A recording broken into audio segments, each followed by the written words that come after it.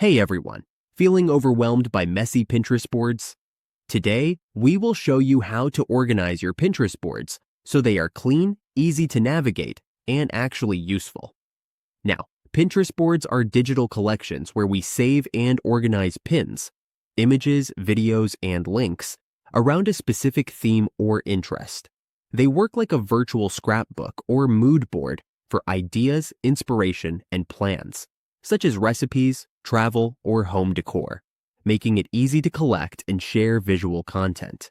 Each board is a themed collection on our profile, helping us categorize saved content and making it easier for others to discover.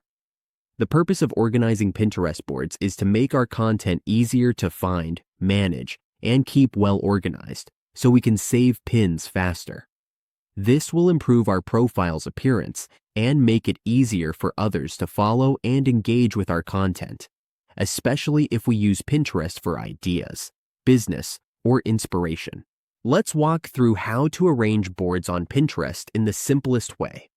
Even if you are new, you can follow along. First, open your browser and go to www.pinterest.com. Once you're on the Pinterest homepage, go to the toolbar. You will see the toolbar on the left side of the page.